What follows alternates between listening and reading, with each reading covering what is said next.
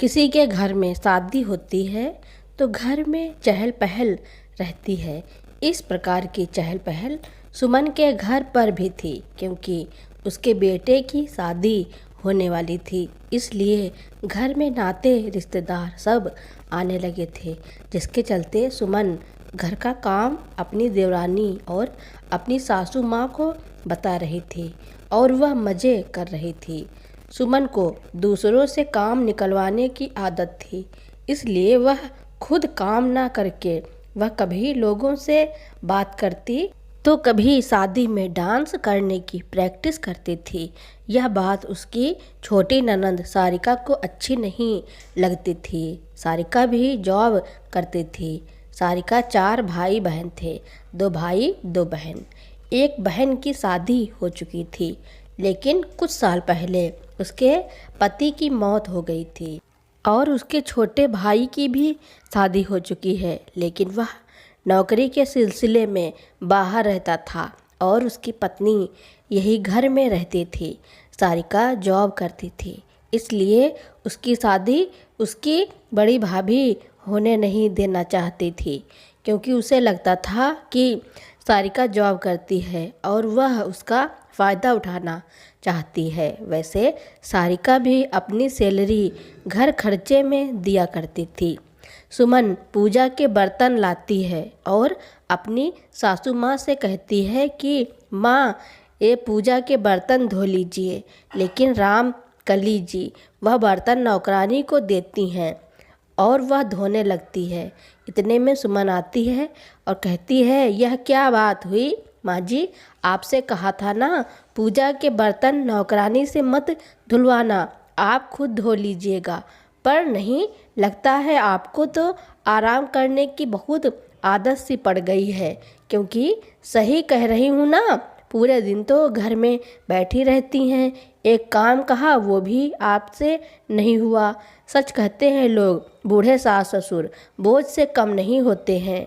याद रखिए, एक बेटी आपकी अभी कुंवारी बैठी है और दूसरी विधवा बनकर ससुराल में बैठी है, और हाँ, शादी में तो वह भी आएगी, जो कि मैं बिल्कुल नहीं चाहती। पर मेरे चाहने ना चाहने से क्या होगा, आपका बेटा मानेगा नहीं तो कुछ ऐसा मत कीजिएगा कि उनके सामने आपकी इज्जत उतर जाए, समझी। सब मिलकर मुझे टेंशन ही दिया करते हैं। एक देवर जी हैं, तबादला तो हो गया है, वह नहीं कि अपनी बीबी को साथ ले जाएं। उसे भी हमारे कलेजे पर मूंग दलने के लिए छोड़कर चले गए। चलो, वह है तो अच्छा ही है, घर के कामकाज करती है तो मेरा भी बोझ हल्का हो जाता है। पर आप अब जाइए ना, बाहर के काम देखिए। मेरे बेटे की शादी है तो क्या मैं ही काम करती रहूं? सुमन अपनी सास रामकली जी को कड़वी बातें सुनाकर वहाँ से चली गई। रामकली जी नौकरानी से बोली, सुन राधा, पूजा के बर्तन रहने दे, मैं धो लूँगी, जा तू दूसरा काम देख ले। राधा बोली, अरे अम्मा जी, आप क्यों इस बुढ़ापे में यह सब काम करेंगी? मैं हूँ ना, मैं कर दूँगी। आप जाइए, आपके पोते की शादी हो रही है, आप भी थोड़ा नाच गाना कीजिए, और मैं अगर काम नहीं करूँगी तो सुमन भाभी मुझे अच्छे कपड़े और नेक भी नहीं देगी। यह कहकर कि आखिर तूने किया ही क्या है, तो मालकिन कृपा कीजिए और मुझे मेरा काम करने दीजिए। रामकली जी रोते हुए बोली, तुझे भी तेरे नेक की पड़ी है, और इधर मेरी बहू को यह चिंता नहीं है कि मेरी एक बेटी भी इस घर में कुंवारी बैठी है। मैं सब समझती हूँ कि आखिर बड़ी बहू उसकी शादी क्यों नहीं करवाना चाहती है। अरे, कमाकर मेरी बेटी सब इन लोगों पर ही तो खर्च कर रही है। बताओ, कौन सी भाभी अपनी ननद के साथ ऐसा करती है? कुंवारी ननद को घर में बैठा कर रखा है और 21 साल के अपने बेटे की शादी करवा रही है। मेरी तो किस्मत ही फूट गई। आज अगर तुम्हारे बड़े मालिक जिंदा होते तो मुझे इतना कुछ सुनना नहीं पड़ता। बेटा तो मेरा श्रवण कुमार है, क्या करूं, वह भी अपनी गृहस्थी बचाने में लगा हुआ है। अब तू भी जा, यह पूजा के बर्तन मैं धो दूंगी। वरना बेकार में बड़ी बहू 4 बातें आकर सुनाएगी। इतना कहकर रामकली जी पूजा के बर्तन धोने चली गईं। थोड़ी देर बाद रामकली जी की छोटी बेटी सारिका, जो कि नौकरी करती थी, दफ्तर से जल्दी जल्दी आई और भतीजे के हल्दी की रस्म में शामिल हो गई। जैसे ही उसकी नज़र आंगन में बर्तन धोती हुई रामकली जी पर पड़ी तो वह उठकर वहां गई। अपनी माँ से बोली, माँ, कम से कम आज के दिन तो अपने लिए रहना सीखो। अरे, यह घर आपका है, आज भी आप इस घर की मालकिन है। लगता है यह बात भूल जाती हैं, तभी तो आप गुलामों की तरह काम कर रही हैं। चलिए, जाइए, सबके साथ वहाँ बैठिए, यह बर्तन मैं साफ कर दूंगी।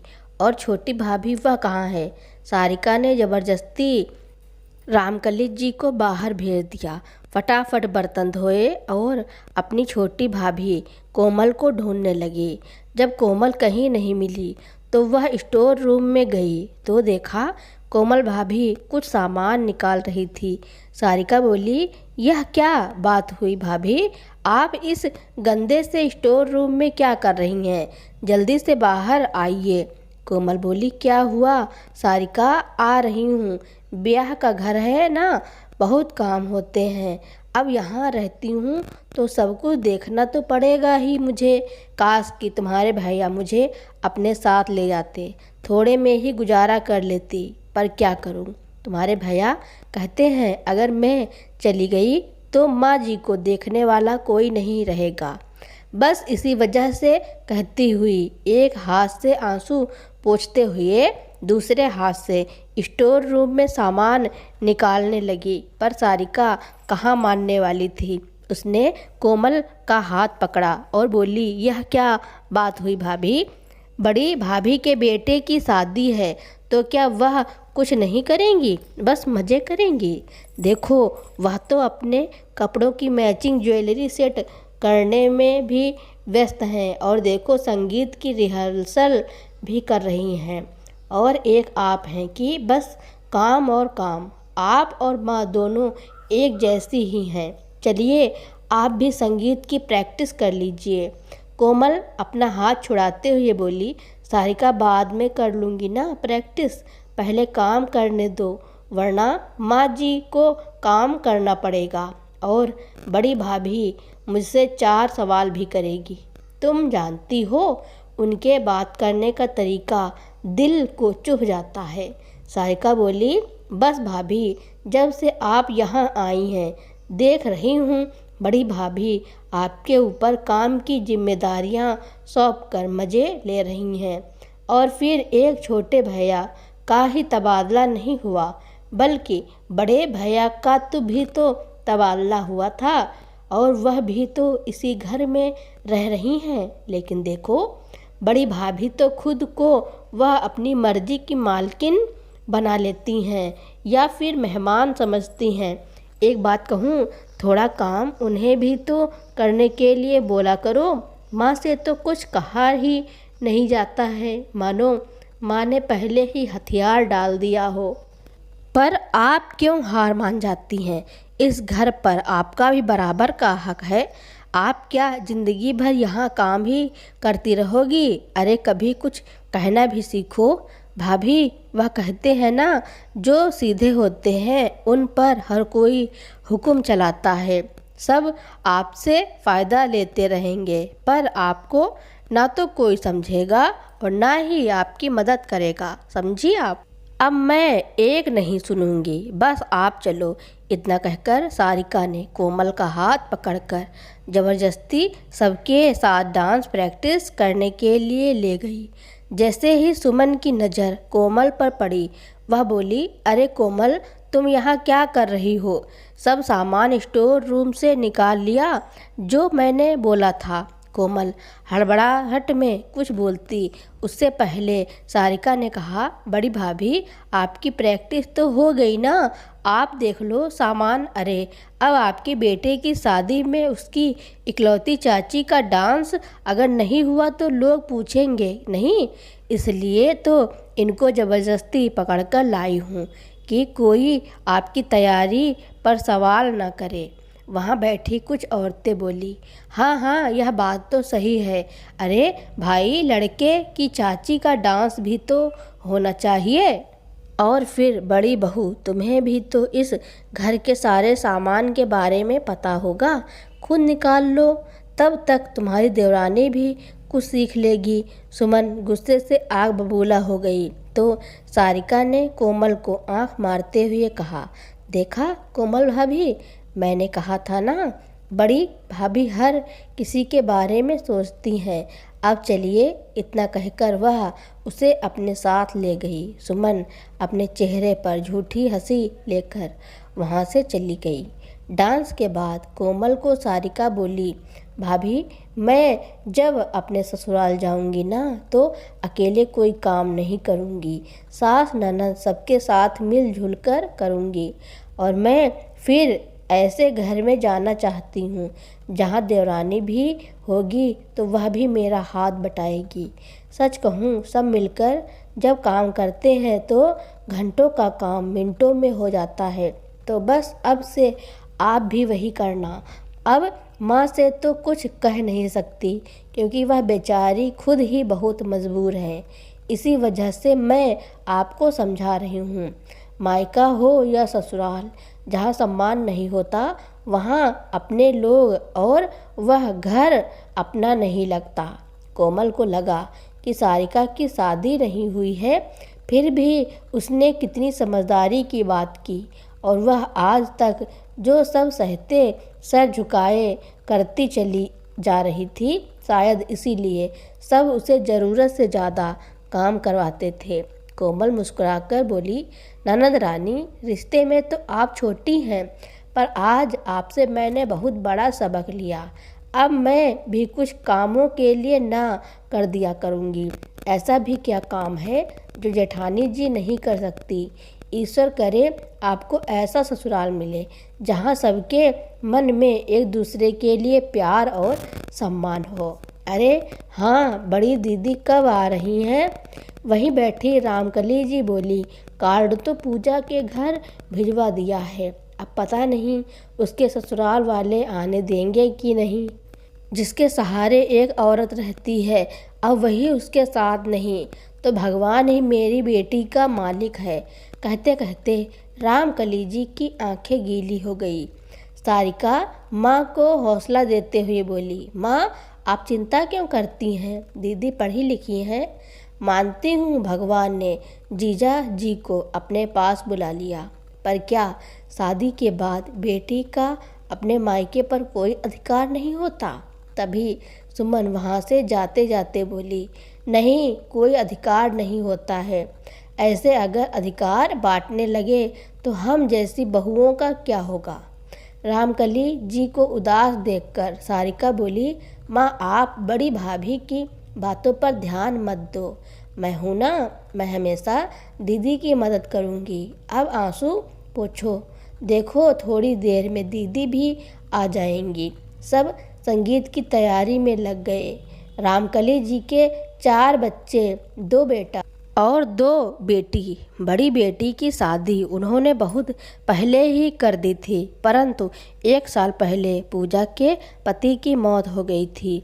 उसके बाद उसकी जेठानी आए दिन उसे ताने मारती और बच्चों की वजह से उसे खरी खोटी सुनाती रहती थी, क्योंकि दोनों के बच्चे बराबर के थे। एक रोज़ पूजा की बेटी और उसकी जेठानी का बेटा पिंटू के साथ खेल रही थी। अचानक प्रिया के रोने की आवाज़ आई। पूजा ने जेठानी सीमा से कहा, यह क्या बात हुई भाभी? घर में कुछ भी बिगड़े और टूटे फूटे तो आप तुरंत मेरी प्रिया को ही कहने लगती हैं, कभी पिंटू से कुछ नहीं कहती हैं। इस तरह तो पिंटू की ही आदत खराब हो जाएगी। सीमा बोली, मेरा पिंटू लाखों में एक है और उसकी कौन सी आदत कैसी है यह मैं भी जानती हूँ, और उसे संभालने के लिए उसके माँ बाप हैं। तुम अपनी बेटी की चिंता करो। पूजा अपने पति सागर की तस्वीर के सामने आकर रोने लगी और सोचने लगी कि आखिर ईश्वर ने उसके साथ इतना बड़ा अन्याय क्यों किया। पूजा के पति सागर की एक मोबाइल की दुकान थी और ससुर एक सरकारी टीचर थे। परिवार के सभी सदस्यों के बीच बहुत स्नेह था। पूजा बहुत खुश थी, लेकिन जल्दी ही उसकी खुशियों को नज़र लग गई और एक दुर्घटना में सागर की मृत्यु हो गई, जिसके कारण सारी खुशियां बिखर कर रह गई थी।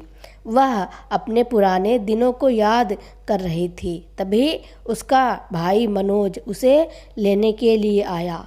सास ससुर की देखभाल पूजा ही करती थी, तो वह जाने से इनकार कर रही थी। तभी प्रिया बार बार कहने लगी, माँ चलो चलो ना, भैया की शादी में चलते हैं। पापा के जाने के बाद आप मुझे कहीं नहीं ले गईं और ना ही कहीं जाने देती हैं। तभी पूजा के सास ससुर आए और बोले, बहू कुछ दिनों के लिए अपने भाई भाभी के पास रह आओ, तुम्हारा और प्रिया का मन बहल जाएगा। हमारी चिंता मत करो। पूजा ने सास ससुर की बात मान ली और भाई के साथ मायके आ गई। शादी का घर था, चारों तरफ चहल पहल थी, परंतु सुमन ने अपना रंग दिखाना शुरू कर दिया। जब सुमन के बेटे को हल्दी लगाई जाती या कोई रस्म होता तो सुमन ने पूजा का हाथ पकड़कर कहती, बुरा मत मानिए, पर आप इन शुभ कामों से दूर रहिए। इतना कहकर वह उसे सारी रस्मों से दूर कर देती। बेचारी पूजा अपमान का घूंट पी कर रह जाती थी। शादी के बाद सारे मेहमान अपने अपने घर चले गए। बस सुमन की एक बहन और उसका बेटा अंश अभी वहीं था। एक दिन प्रिया और अंश घर में खेल रहे थे और अचानक उसके हाथ से वहाँ रखा चूड़ियों का सेट नीचे गिर गया। जैसे ही चूड़ियों के टुकड़े चारों तरफ फैल गए, अंश वहाँ से भाग गया। इतने में सुमन वहाँ आ गई और सुमन ने एक थप्पड़ प्रिया को मार दिया और बोली, इतना महंगा चूड़ियों का सेट तोड़ दिया, इसका पैसा क्या तुम या तुम्हारा बाप देगा?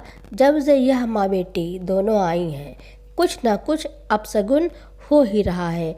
न जाने इनको भी क्या सूझी कि इन दोनों को यहाँ ले आए। प्रिया रोते रोते अपनी मासी सारिका के पास गई। रोती हुई प्रिया को देखकर सारिका को बहुत गुस्सा आया और वह सुमन से बोली, क्या बड़ी भाभी, कल को आप भी दादी बनेंगी तो क्या अपने पोते पोती को घर में खेलने नहीं देंगी? और अगर कुछ टूट गया तो इतनी ही बेरहमी से मारेंगी? यह क्या बात हुई? आपने बस इसे ही दोषी क्यों ठहराया, जबकि अंश भी तो इसके साथ खेल रहा था? फिर दोषी इसे ही क्यों ठहराया? बोलिए। बस इसलिए ना कि इसके पिता नहीं है। याद रखिए, जितना इस घर में आपका हक है उतना ही दीदी का भी है।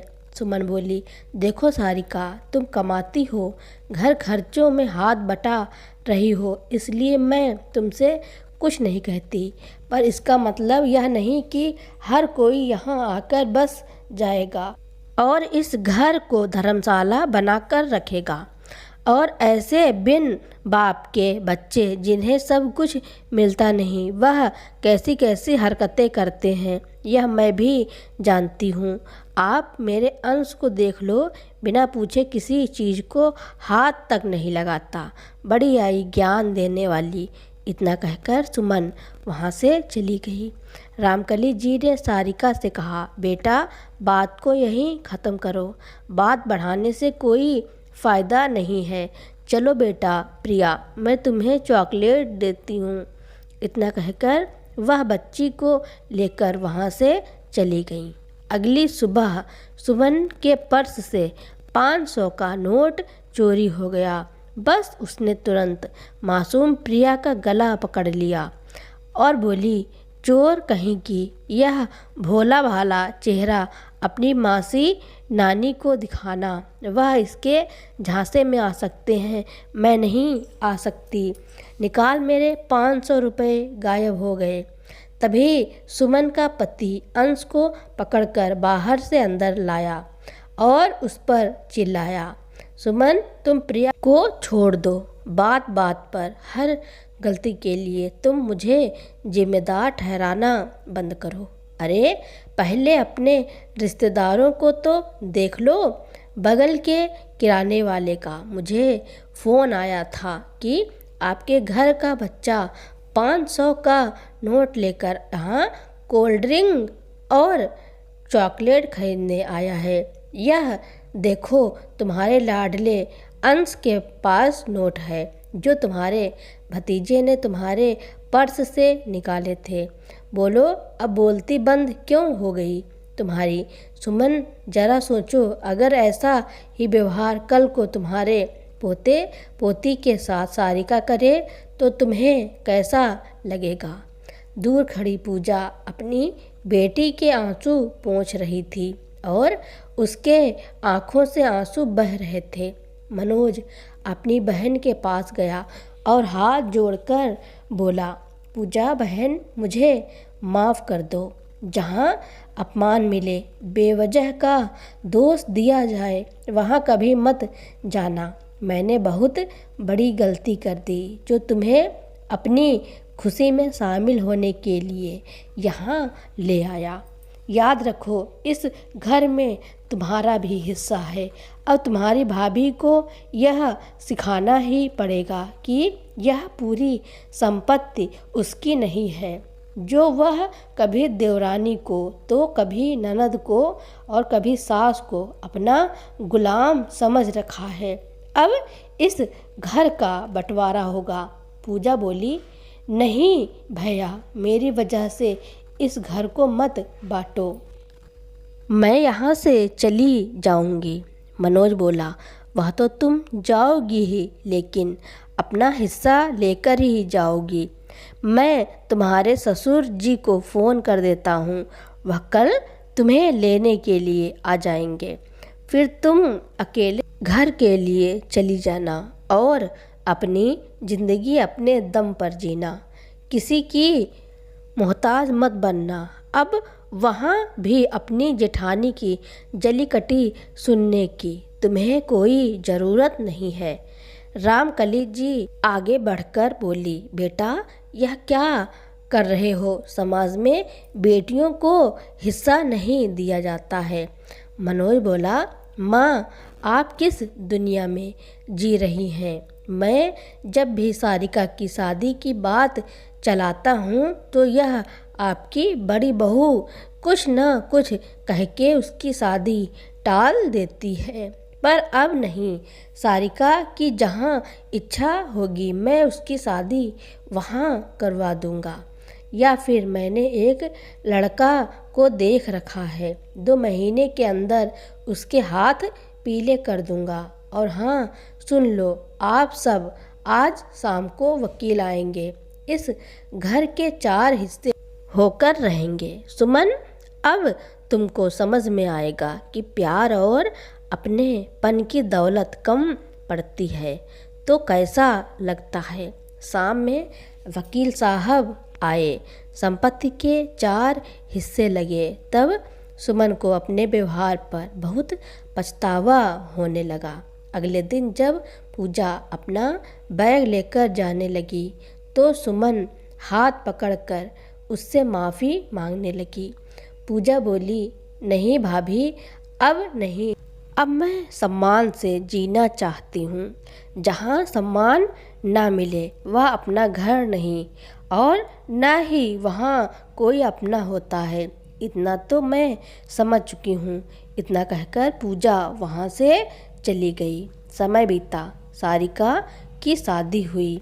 कोमल ने उसे ढेर सारा उपहार और हमेशा उसका साथ देने के लिए सारिका का धन्यवाद किया और यह कहा कि यहाँ भी उसका एक घर है जहाँ उसके अपने उसका सम्मान करेंगे और हमेशा उसका इंतज़ार करेंगे।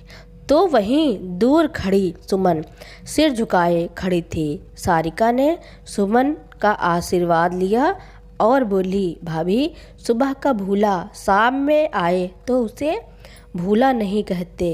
अब जो आपके साथ है उन्हें अपना बनाइए और पुरानी बातों पर मिट्टी डालिए, क्योंकि माँ कहती है अच्छे रिश्ते की शुरुआत कभी भी की जा सकती है।